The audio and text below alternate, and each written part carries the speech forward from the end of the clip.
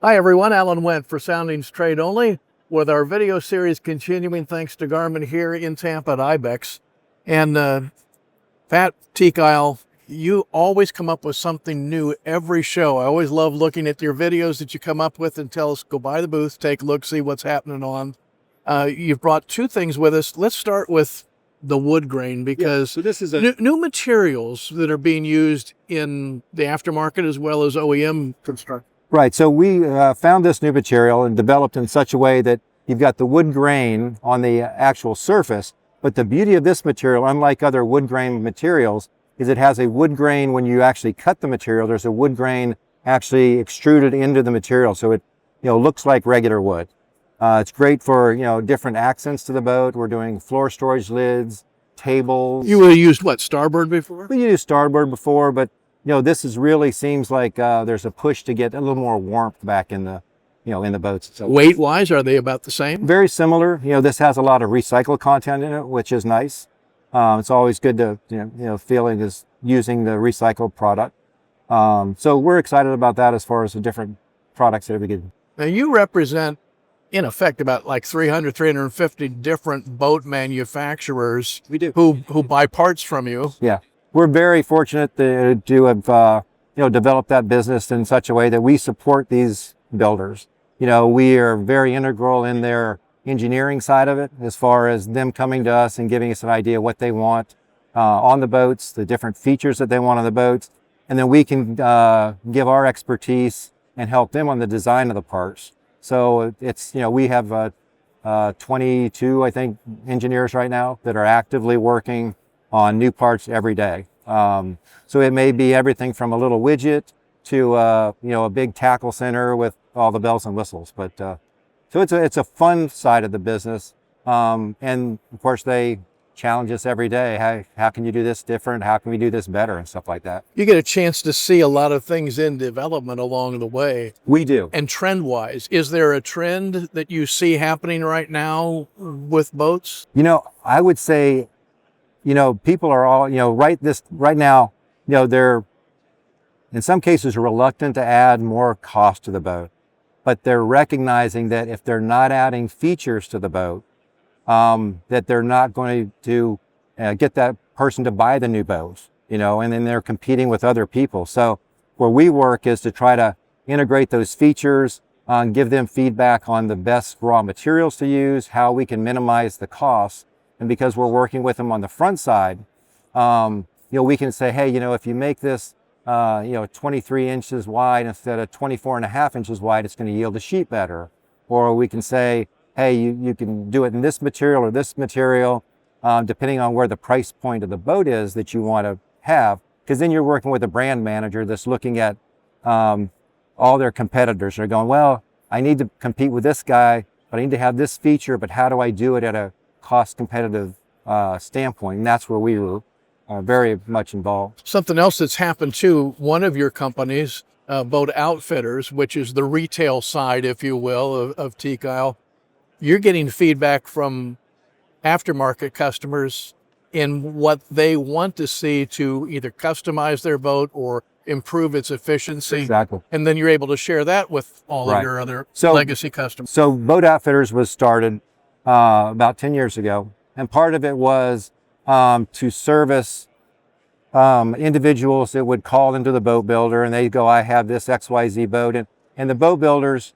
unfortunately, a lot of them, if you have a boat that's over 5 years old, you're kind of thrown to the wolves in a lot of cases, as far as finding that part.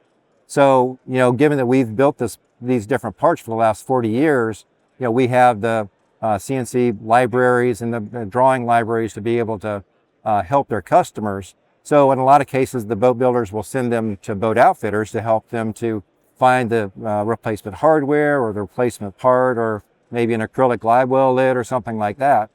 But what's cool about Boat Outfitters is it's grown to where now it's more of a, it's that, but then it's if a person wants to customize his boat.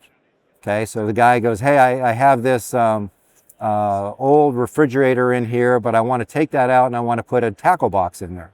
So we do that kind of customization with the same engineering group that we have with Teak Isle. So now we can supply that person a part that is exactly the same color that was originally on the boat. And because of the way we build things, it looks like that exact OEM part. So it doesn't look like some parts you found off of Amazon that's white and you got a tan color boat. It's going in and is exactly the same look and stuff like that. I think one of the things that I saw this year that was neat, you were able to take the traditional helm bench seat and change out a part that's part of that seat. So if you want to be fishing mode, you can be fishing mode. If you want a cooler mode, you've got a cooler mode. And that's driven, going back to boat outfitters, is that we have, you have boat builders that have customers that, some customers want the cooler. Some customers want to have the option to having a dive tank underneath that area. So we have this great cooler slide that you can pull it out and you can either have the cooler on it, the Igloo cooler or the Yeti cooler, or you can replace it with a part that actually holds 4 dive tanks. Or if you have the guy that really wants to have the fishing option.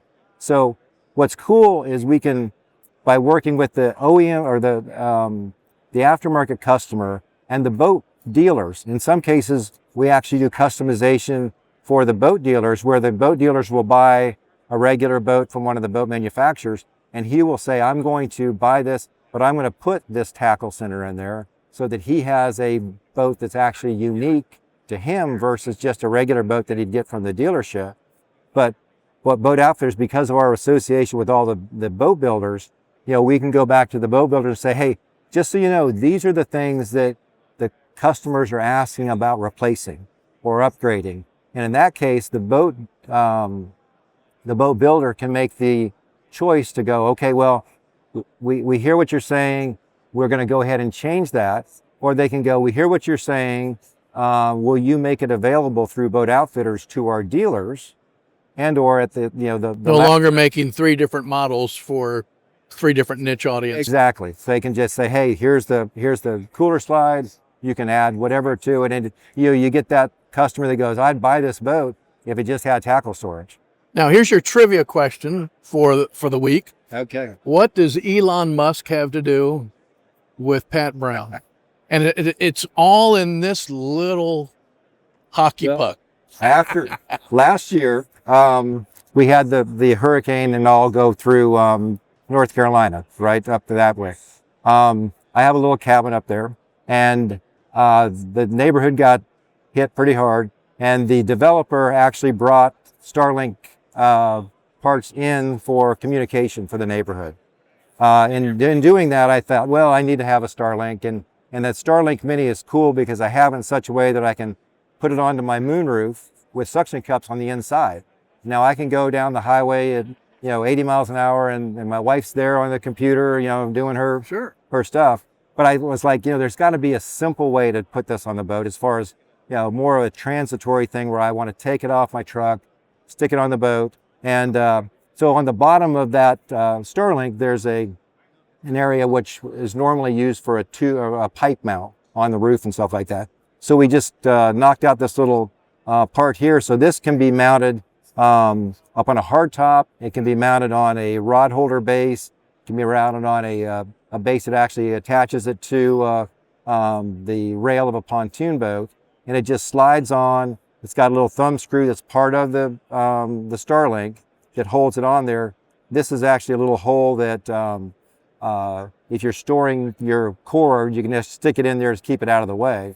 But it's just an easy way to, do it. And then sometimes parts become stuff that I took an interest in, and I was like, I need something from my own boat or something like that. But in a way, this is a trend that's in the development stage of Starlink coming to the boating public. It is a huge part, and even, with the Starlink now, you can be remote, and you can take your TV or your Garmin screen or something like that.